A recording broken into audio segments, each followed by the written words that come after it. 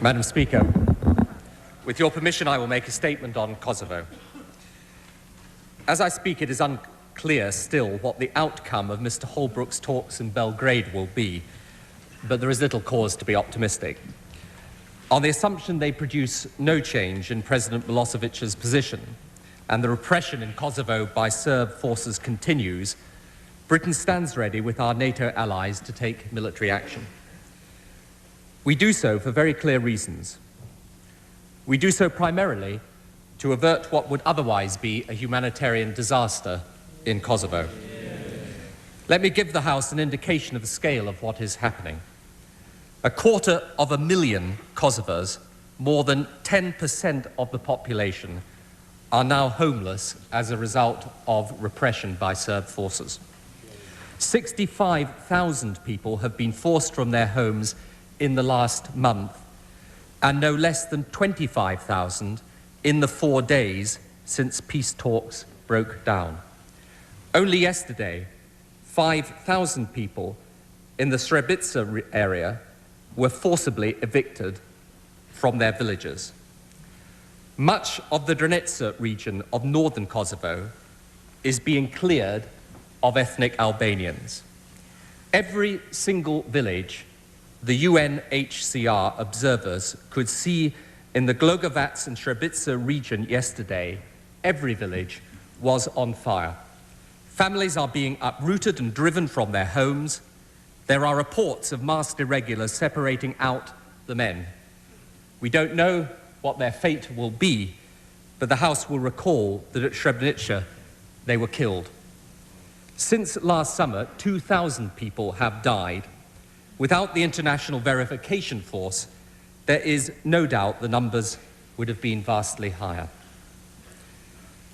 We act also because we know from bitter experience throughout this century, most recently in Bosnia, that instability and civil war in one part of the Balkans inevitably spills over into the whole of it and affects the rest of Europe too. Let me remind the House, there are now over 1 million refugees from the former Yugoslavia inside the European Union countries. If Kosovo was left to the mercy of Serbian repression, there is not merely a risk, but a probability of reigniting unrest in Albania, Macedonia destabilized, almost certain knock-on effects in Bosnia, and further tension between Greece and Turkey. There are strategic interests, therefore, for the whole of Europe at stake. We cannot contemplate on the doorstep of the European Union a disintegration into chaos and disorder. And thirdly, Madam Speaker, we have made a very plain promise to the Kosovar people. Thousands of them returned to their homes as a result of the ceasefire negotiated last October. We have said to them and to Milosevic that we would not tolerate the brutal suppression of the civilian population. After the massacre at Ratchak, these threats to Milosevic and warnings were repeated. To walk away now would not merely destroy NATO's credibility, more importantly, it would be a breach of faith with thousands of innocent civilians whose only desire is to live in peace and who took us at our word. Madam Speaker, I say this to the British people. There is a heavy responsibility on a government when putting our armed forces into battle to justify such action. And I warn, the potential consequences of military action are serious, both for the NATO forces and for the people in the region. Their suffering cannot be ended overnight. But in my judgment, the consequences of not acting are more serious still for human life and for peace in the long term. We must act to save thousands of innocent men, women and children from humanitarian catastrophe, from death, barbarism and ethnic cleansing by a brutal dictatorship, and to save the stability of the Balkan region, where we know chaos can engulf the whole of the European Union. We have no alternative therefore, but to act. And act we will, unless Milosevic, even now, chooses the path of peace. Madam Speaker, let me recap briefly on the last few months. Last October, NATO threatened to use force to secure Milosevic's agreement to a ceasefire and an end to the repression that was then, at that time, in hand. This was successful, at least for a while. Diplomatic efforts, backed by NATO's threat, led to the creation of the 1,500-strong Kosovo verification mission. A NATO extraction force was established in neighboring Macedonia in case the monitors got into difficulty. At the same time, Milosevic gave an undertaking to the US envoy, Mr. Holbrooke, that he would withdraw Serb forces so that their numbers returned to the level before February 1998. That is roughly 10,000 internal security troops and 12,000 Yugoslav army troops. Milosevic never fulfilled that commitment. Indeed, the numbers have gone up. We believe there are some 16,000 internal security and some 20,000 Yugoslav army troops now in Kosovo, with a further 8,000 army reinforcements poised just across the border. In January, NATO warned Milosevic that it would respond if he failed to come into compliance with those very agreements he's entered into in October. If the repression continued, and if he frustrated the peace process. Milosevic has failed to meet any of these requirements. Even then, intense diplomatic efforts have been underway.